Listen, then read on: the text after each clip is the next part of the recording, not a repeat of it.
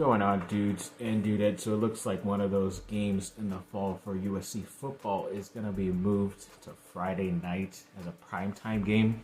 I guess the Big Ten does this quite a bit and kind of doing it with a weird matchup with USC and Rutgers. It's going to be October 25th, but it's also going to be at like 8 p.m., which is one of the latest starting times I've ever seen for a USC football game. So everybody on the East Coast who is a USC fan that hate that they always end up kicking off at 7:30. They're definitely going to hate that game. But either way, looking forward to seeing a new matchup with all these new Big Ten teams. Hopefully we'll get some more news about some of the other games and their time slots and where they're going to be playing, which channels and all that stuff. So I'm sure they'll have that out in due time. And then the Elite 11, which is basically they try to get a bunch of a big old competition to figure out who are the top 11 quarterbacks out there in the nation from high school heading into their senior year.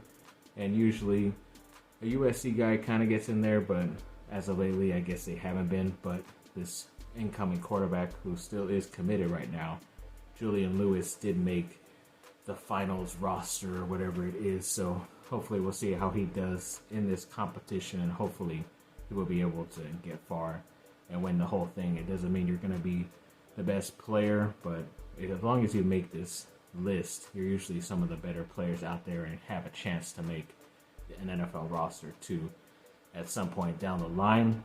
And then the On3 rankings did put out their official 5 stars as well. I think Justice Terry is like around number 8, the defensive lineman who's committed to USC. Then a little bit after him is that quarterback Julian Lewis as well. And then the other edge player, who is the new 5-star, Isaiah Gibson, is also ranked up there in the top 30 something, like 32 I think overall. They kind of do it as like the total number of first round picks in an NFL draft. So either way, we got 3 guys. There are a handful of guys up there that USC is still in the running for. So hopefully that list will be littered with the USC icon at some point in the near future. And local 4-star cornerback from Centennial High School, LaRue Zamorano, said he was recently interviewed that he is very excited about his June visit coming up to USC, and definitely says he feels like a priority. A lot of guys don't really say they feel like that at times, even when it seems like USC is in the running or have been recruiting them well. But a handful of guys do say that, and he's one of those guys. So hopefully he will be a USC Trojan in the near future. And then House of Victory did have a couple more signings since we last spoke about USC. They did sign the other day Deuce Robinson, who plays both football and baseball right now for them, and then also that transfer last year linebacker Mason Cobb. So I'm sure this is their second year, both of them, on this House of Victory to be able to make some money for themselves. So good luck to those guys.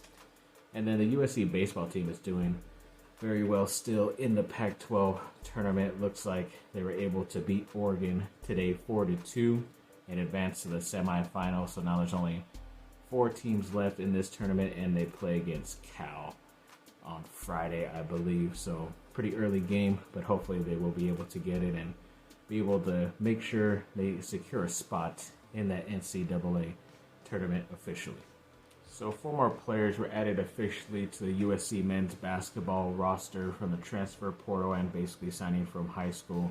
It was Chibozo Agbo, Matt Noling, Terrence Williams II, and Isaiah Elohim were also added officially today. I think Elohim is the one guy recently who was the high school guy. The other guys were transfers, but with USC and Duke getting so many transfers in the past month or so, I keep getting these guys confused. I thought some of these guys were going to Duke and all this stuff, and was wondering why they weren't being, officially put up by Duke, but it's because they're actually going to USC. So yeah, both teams using the transfer portal. Hopefully it works out for both of them, but we'll have to wait and see.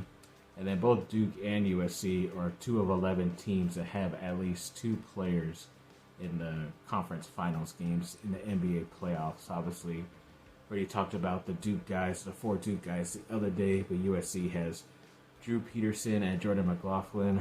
I think McLaughlin barely is on the bench. He still gets to dress out, but doesn't get to play a lot. And then Peterson is more of like a two-way player, so I don't even think he's getting dressed out. He's just on the bench in regular street clothes for the Boston Celtics. But either way, that's still considered being on the roster because they will get a championship at some point if their teams do win this year. And the Mavs the other day were able to get that Game 1 victory over the Minnesota Timberwolves. Ex-Duke players Kyrie Irving and Derek Lively II played very well, especially Irving in that first half had like 24. Going into halftime, I believe, and ended up with like 30 points overall, so it definitely helped out Luka to pull out that upset late on the road in Minnesota. So definitely looking forward to seeing how this series goes in the end, but of course rooting for my ex-Duke Blue Devils. And then Duke basketball did set up the official date and time for the game against Kansas that will be now in Vegas officially, so that's good. I think it's November 26th, so of course the Thanksgiving weekend. They've had some good success pretty recently out there in Vegas around that time, so looking forward to another victory, hopefully. And Duke baseball, once again, yeah, they were playing very well the other day. They beat Virginia Tech, and then today they just upset the number 3 seed in NC State 8-1. They beat them up pretty badly, but I think NC State maybe took it down a bit because they think they're already going to be a high seed in the NCAA tournament, so they weren't really that worried about winning the ACC, but it's definitely helping out Duke in this process, so hoping for a good seeding for them in a couple weeks once this tournament is over. But yeah, hopefully we'll find out officially who they play within the next day or so. And the Detroit Pistons are going to hire Trajan Langdon, who was recently the Pels general manager. I don't know if he was still there or not, but I'm assuming the the president of basketball operations for a team is a bit more of a jump up compared to a general manager of an NBA franchise. But yeah, it is a crappier franchise he is going to from the Pelicans, but at least he will be able to run his own show up there. And I didn't even know that Langdon at times was a ex-Duke player within the past couple years. I did find that out once he was doing some good stuff down there in New Orleans. I guess he was playing right before I became a true fan with JJ Redick. But yeah, congrats to him, another good ex-Duke basketball player. And the Chargers did cut one of their undrafted free agent signings, the offensive tackle Tyler Smith from Eastern Carolina, I believe. I guess they saw what they had to see, let him go. I don't think they made another move where they signed somebody else, but they still have to cut down this roster anyways at some point, so I'm not really worried about them adding somebody right away.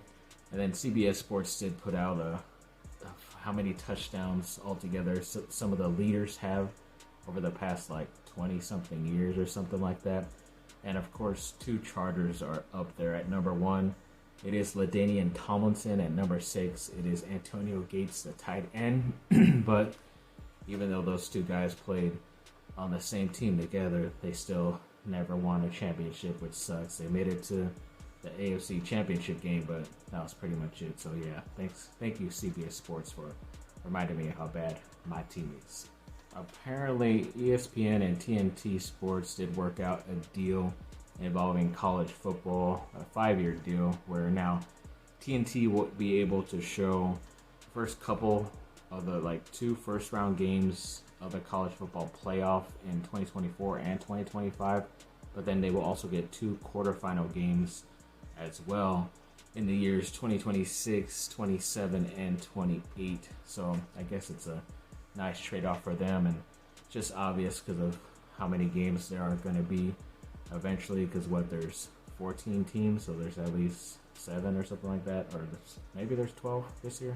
Yeah, there's 12.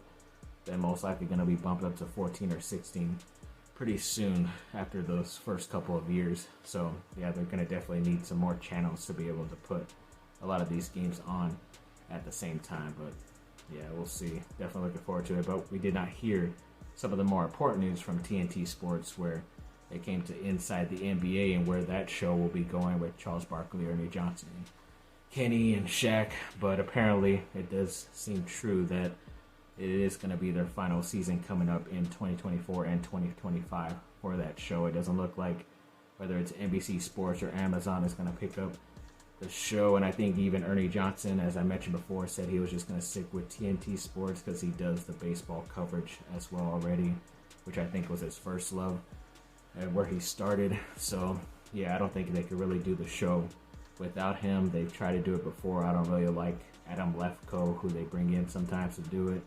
But either way, it's been a long, great run. Hopefully they just have some crazy amounts of fun, go all out. They already do sometimes throughout the year because it's a long basketball year. But I hope next year will just be some of the funnest and craziest stuff they've ever done. So looking forward to that.